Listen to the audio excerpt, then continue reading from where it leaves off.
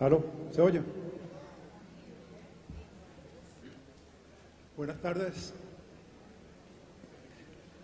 Gracias por la invitación a participar en este panel.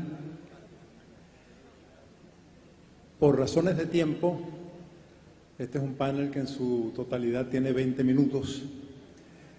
No quisiera señalar varias cosas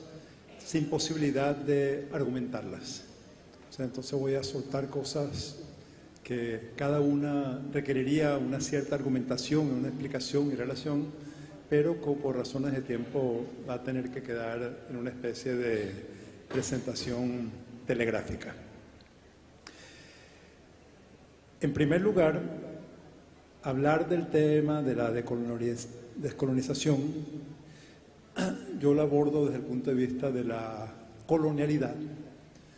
que tiene que ver con el hecho de que hay un orden colonial que ha construido una modernidad colonial en el planeta que se caracteriza por un conjunto de dimensiones que tiene que ver con patriarcado, tiene que ver con racismo, tiene que ver con la construcción de patrones de poder eurocéntricos, tiene que ver con una monocultura que se impone al conjunto del planeta y tiene que ver con un tema absolutamente medular, que es el tema del antropocentrismo, que es esta noción de los seres humanos dueños del planeta con derecho a utilizarlo, explotarlo, someterlo.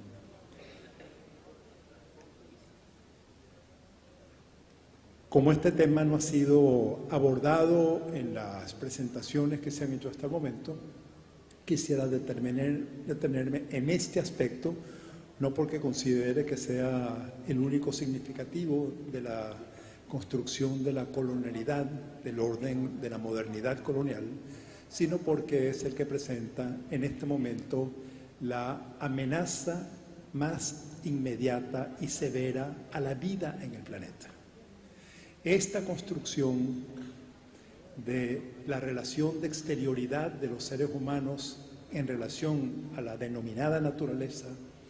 esta pretensión de separación objeto-sujeto, esta noción de pretender un crecimiento sin fin en un planeta limitado, ideas de progreso, de desarrollo, como que si fuese posible continuar en esta dirección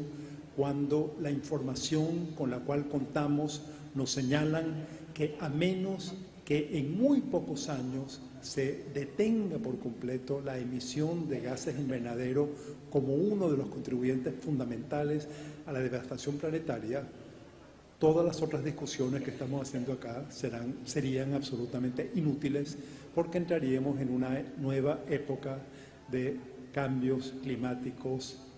catastróficos e irreversibles que pondrían en peligro la vida tal como la conocemos. Entonces, creo que ya estos asuntos dejaron de ser un asunto para una categoría particular, para un departamento particular o por unas sesiones particulares, sino que tenemos que asumir que forma parte de la realidad estructural fundamental del mundo en que vivimos y que si no tenemos capacidad para frenar esta lógica de devastación acelerada, en muy pocos años ya nos encontraremos con que simplemente es demasiado tarde. En segundo lugar,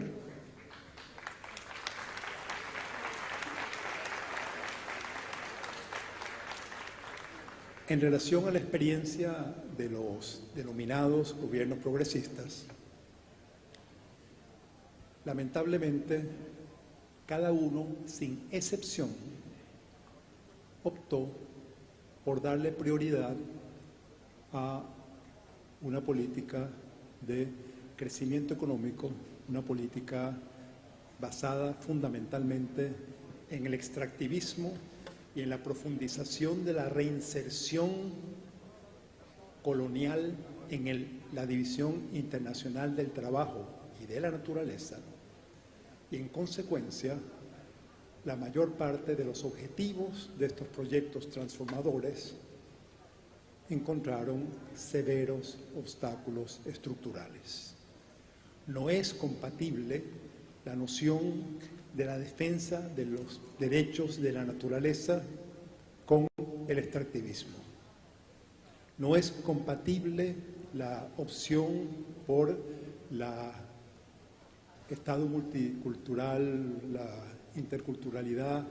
el reconocimiento de los territorios de los pueblos indígenas, si precisamente en los territorios de los pueblos indígenas están los minerales y los bienes energéticos que van a ser abiertos a la explotación en gran escala. Entonces nos encontramos con que el conjunto del proyecto transformador denominado progresista en América Latina estuvo atravesado por haber asumido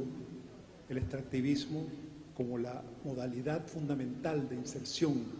en el mercado global y la forma fundamental de responder a todos los retos internos de la deuda social, de la búsqueda de la equidad, de las políticas públicas, etcétera, etcétera,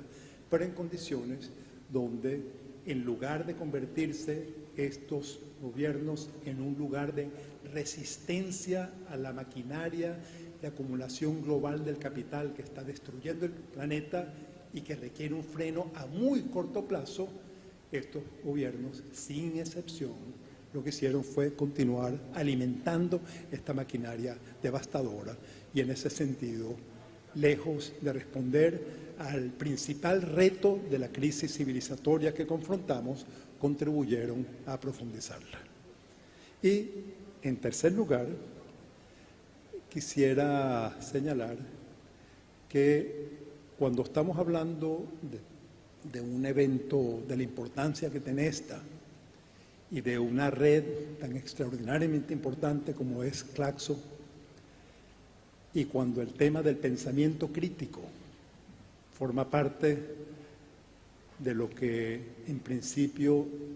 define o debería definir nuestro ADN como activistas, como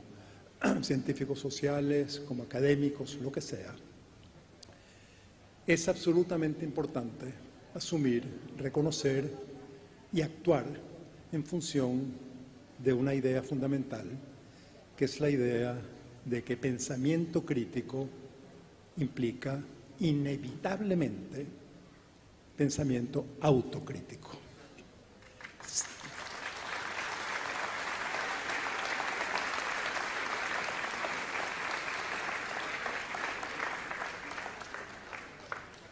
Yo estoy absolutamente alarmado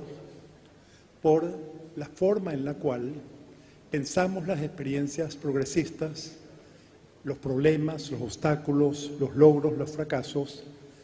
con un pensamiento que parecería ser un pensamiento de la Guerra Fría,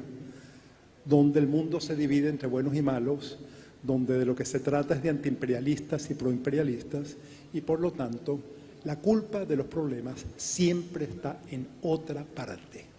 En consecuencia, es la derecha, es el imperialismo, son los medios, pero nunca tenemos capacidad de reflexionar críticamente por qué pasa lo que pasa.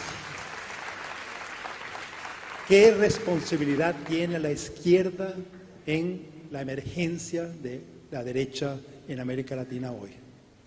¿Qué responsabilidad tiene la corrupción de los gobiernos progresistas en la posibilidad de que la derecha pudiese manejar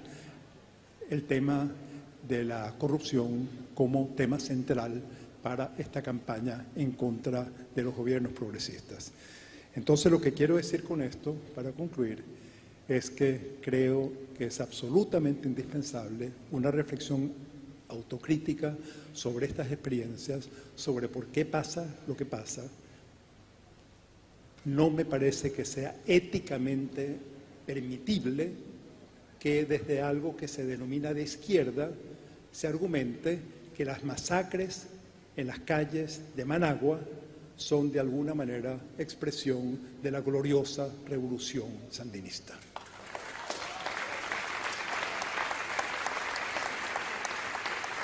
Como venezolano,